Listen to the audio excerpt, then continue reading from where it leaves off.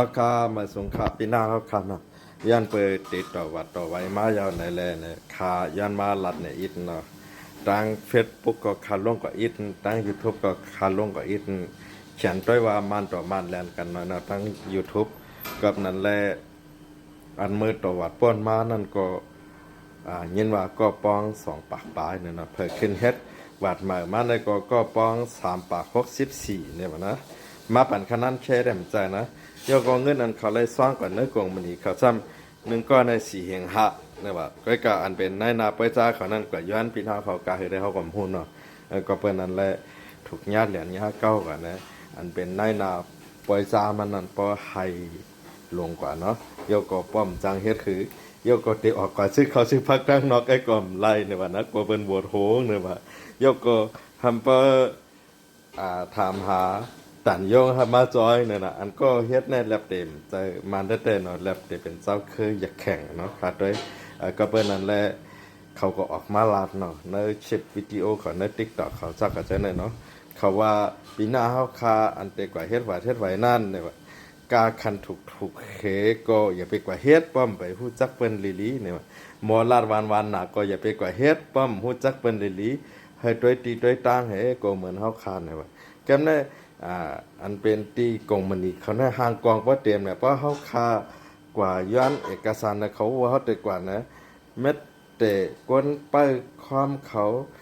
ผู้เหตุการณ์เขามันในจ่าเขาเจ้านายเขาเจ้านายตัดที่ออกมาในตำลีต่างมันเนี่ยอันนั้นก็เขาพดด้วยในกองวิดีโอเขานั่นเหตุหลบไปเขาคือกอมหู้เนี่ยก็ได้พอถึงชิงเขาโลกว่าปันเงินชิงตัววาดฮื้อกว่ายินวัดใหม่ขึ้นเนี่ยเขาก็ซ้ำอยู่ในวันนะในคาลงปันตัง YouTube คานอกเขียนด้วยว่ามันต่อมันเก้ากันนะก็เลยตั้ง Facebook ก็ข้าก็ลงบันอีกนึงตั้ง TikTok เนี่ยข้าก็เฮ็ดดูเอ็ดปันนอกกว่าโดยการอันติมารัดเนี่ยโปรโมทมันก็นั่นได้กำใจนะจื้อสังนะเดี๋ยวก็ให้พี่น้องเขาสติเข่งต่อวัดเนาะเมื่อนั่งป้อนมาปีกายในก็มีนะเนาะเมื่อต่อวัดนั่นอันตีเขาว่าในกรุงเทพตีหนึ่งนะครับเลยก้นอันนั้นก็เป็นไตเขา2 ปากปลายจำ3 ปากนั่นก็ญาติเหรียญกว่าโกงก็เขาย้อนนึงก็เป็นเหมือนหาจากก็จะเนี่ยก็เปิ้นนั้นแลเตต่อวัดต่อไว้ยาวนั่นแหละออกมาปันสติพี่น้องเขาส่วนตาตั้งคาเขาได้ก็ เหตุการณ์มาคือเขา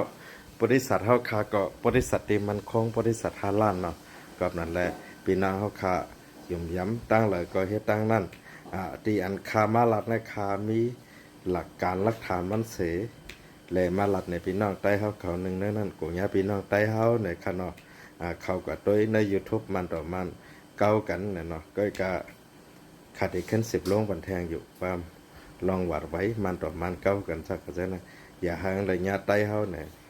สั่งว่ายากกว่ามันก็จางเฮ็ดถืออันเป็นปล่อยจานายนามันได้แล้วเงินปีน้องเขา4 5 ปากให้กว่าส่งตาก้น3 ปาก 64ก็ได้มันว่านอนจริงกินก็ให้นอนก็ให้เตะออกกว่าทั้งนอกก็ห้ำไล่ก็เบิ้นมังโหงในคำว่านั้นอันนี้ก็ประมาณเท่านั้นเนี่ยก็ห้ำหลีอีหลูตั้ง2 ผาย 2 ปานเนาะอันเป็นนายนานั้นมันก็ยอมหับกำนัดเผิดถึงมันเป็นมาเท่านั้นนะมันก็ถึงหามเนี่ยมาตันย่องข่มลงมาจอยหรือมัน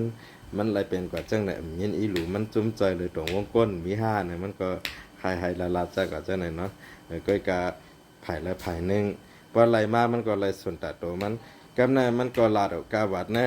เป้ถูกมันก็เปิงเจออยู่เปิ้มีเจ้านาย5,500ป้อมมีเจ้านาย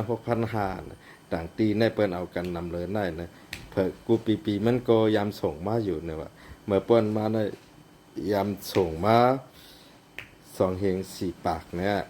เงินอันตีมันส่งกว่านั้นห้ำเตตกอยู่กาเฮ2,400,000เนี่ยเนาะแล้วว่านั้นก็ญาเหรียญญาเก่าก็กาเผยถึงปีในมาสมัยยามมันเมื่อเปิ้นมาก็กงมันนี่แน่ยามแหลนเปิ้นต่างก็อยู่ก็กาว่าตอนแหลนมันเผยถึงมากำในแหลนมันเนี่ยมันในตกอกตกใจเตกินก็ให้เตนอนก็ให้เตออกกว่าตั้งนอกก่อมไล่กว่าเบิ้นมังโหมันนะกับนั่นแหละออกมาลัดเนี่ยที่ออกมาลัดเนี่ยมันจะขายหน้าขายตาพากันเนาะกูพี่น้องเขาขาญาเหรียญญาเก้าซื้ออันติต่อวัดนั่นแหละออกมาปั่นสตีคันนั้นก็ขามาส่งครับบ๊ายบาย